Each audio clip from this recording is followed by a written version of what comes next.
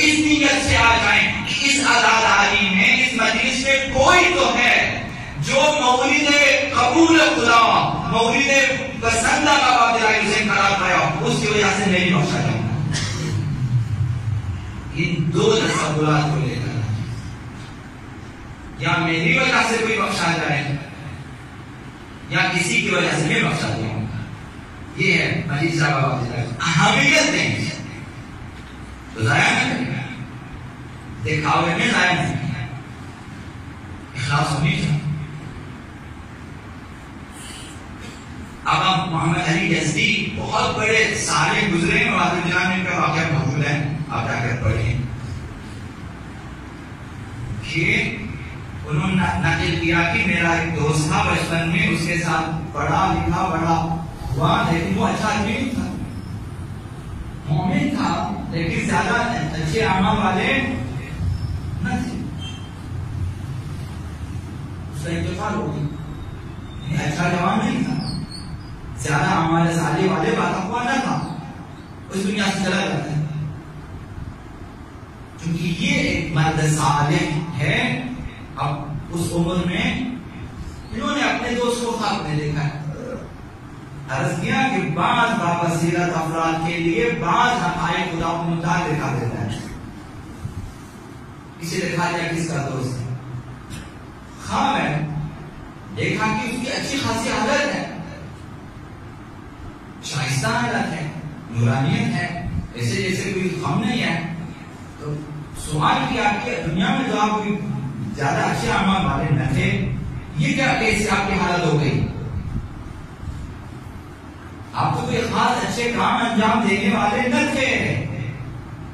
اس دوست نے کہا کہ جب سے میں فوت ہوا کل رات تک میں عذاب میں نہیں تھا، میں دنیا میں کوئی اچھا آدمی نہ تھا، لیکن کل رات کو ایک خاتون کا جنازہ آیا قبرستان میں، ایک خاتون ہے، وہ بھی ایک لوہار کی بیوی ہے، مثلا نام بھی اشرف ہوتا ہے، اس کی بیوی ہے وہ۔ جب اسے قبرستان میں لایا، اب عبداللہ حسین اس کی زیارت کو آ گئے، جب اسے قبر میں رکھا پھر آقا امام حسین آ گئے، تیسری بار بھی آقا امام حسین جب آ گئے، خداوند متعال نے حکم کیا پورے قبرستان سے عذاب اٹھا لیا جائے، اور ہم بخشے گئے۔ کسی ایک عزادار کے سبب ہم بخشے جا سکتے ہیں۔ آپ کس کو کم تک سمجھتے ہیں؟ کسی کو کم نہ سمجھیں۔ خداوند متعال نے اپنے اولیاء کو لوگوں میں، غریبوں میں، ایسی بے حیثیت افراد میں چھپائے رکھا ہے۔ آپ کو نہیں معلوم، یہ واسطے کبھی اندازہ نہ لگائیں کہ ولی اللہ کے لیے ہے۔ شیخ بہادر کو آپ نے یہاں دیکھا ہوگا، بارہا اس کے لباس اتنے اچھے نہیں تھے، اور ہم جانتے بھی نہ تھے، ان کی فوتگی کے بعد پتا چلا کہ وہ اولیاء الہی میں سے تھے، اور ہمارے درمیان گھومتے پھرتے تھے، ہم خالی خواتین تعبیر لینے جاتے تھے ان کے پاس، اولیاء الہی میں سے تھے۔ تنہا قیام کیا دین کے لیے، وہی شیخ بہادر سب جانتے ہیں، کتابیں لکھی ہوئی، فلمیں بنی ہوئی، اپنی بیوی کو طلاق دیا کہ میں قیام کرنے جا رہا ہوں، کیونکہ میری آپ زندگی پتہ نہیں، میں شاہ کے خلاف قیام کرنا ہے، شیطان کے خلاف۔ اب میں ممکن ہے جیل میں جاؤں، ممکن ہے میں قتل ہوتا ہوں، لہٰذا تم دربدر میں نہ ہو، تمہیں طلاق دے دیتا ہوں، تمہاری شادی کسی سے کرا دیتا ہوں۔ اپنی بیوی کو طلاق دی اور اسے کسی اور طرح شادی کرا دی، اس کو فارغ کر دیا، پھر قیام کیا انہوں نے، اور زندان میں زندان گئے مثلا۔ ظاہراً ان کا اولیاء ایسا نہ تھا کہ آپ سمجھیں، لیکن وہ اولیاء الہی میں سے صاحب کرامت ہستی ہے۔ کسی کو کمتر نہ سمجھیں۔ ممکن ہے کہ مجلس میں آنے والوں میں کسی ایک کے سبب ہم بخشے جائیں، لہذا مہم ہے عزاداری بابا عبداللہ حسین، اہمیت دیں اور اسے پاک صاف اور شائستہ بنانے کی کوشش ہے، اور عزاداری حقیقی ہونی چاہیے۔ عزادار حقیقی ہو تو عزاداری حقیقی ہوتی ہے، اگر عزادار حقیقی نہ ہو، یعنی اس میں اخلاص نہ ہو، یعنی اس میں ہدف نہ ہو، اسے پتا نہ ہو کہ میں کیوں عزاداری کر رہا ہوں، پتا ہی نہ ہو اسے. ہدف خدائی، ہدف حسینی، ہدف امامت اس کے مد نظر نہ ہو. عزاداری سے ائمہ معصومین کون سے اہداف حاصل کرنا چاہتے ہیں، وہی اہداف عزاداروں کے مد نظر ہونے چاہیے. اگر ایسے اہداف نہ ہوں تو پھر اس کی عزاداری حقیقی نہیں ہے، اور وہ حقیقی عزادار نہیں ہے.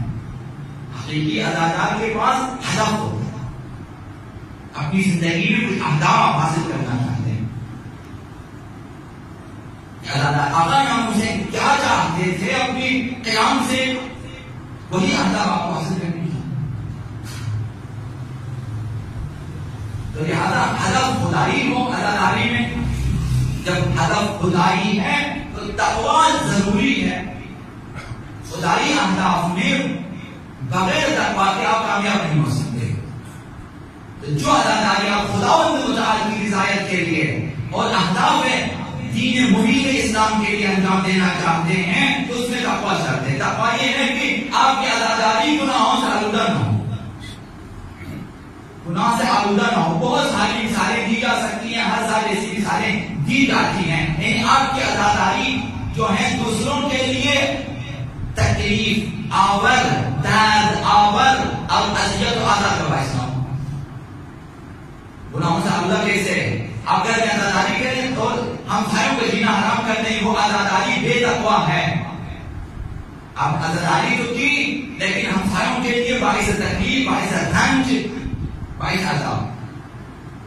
اسی طرح سے آپ کی عزاداری میں تقویٰ گناہ ہو، حرام شامل نہ ہو، آپ کے پیسوں میں حرام شامل نہ ہو، آپ کی خطابت میں غلط مفاہیم نہ ہو، مثلا جھوٹ شامل نہ ہو، ریاکاری نہ ہو، آپ کی نوحوں میں اسی طرح سے اور آپ کے نزولات میں اسی طرح سے، حتی آپ کے لباس میں، حتی خوراک میں. تو عزاداری میں تقویٰ ضروری ہے. اہداف الہی کو حاصل کرنے کے لیے ضروری ہے کہ تقویٰ صاحب. اگر بے تقویٰ ہو تو ہم کبھی یہ ہدف آقا امام حسین نہ سمجھ سکیں گے اور نہ حاصل کر سکیں گے. ہدف آقا عبداللہ حسین، ہدف تمام انبیاء اور ہدف آقا امام حسین، ہدف پیغمبر اسلام اور اہداف بعثت انبیاء، پیغمبر اسلام کی رسالت کے جو اہداف ہیں وہی اہداف آقا امام حسین ہیں، اور وہی اہداف ہیں جو آقا امام حسین علیہ السلام کے.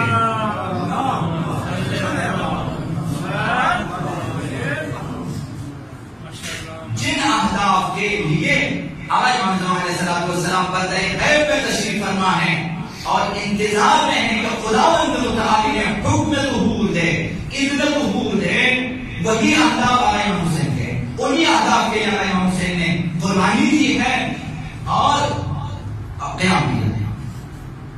تو تمام عزاداران حقیقی اور عزاداران واقعی کے لیے چاہیے انہی اہداف کو مد نظر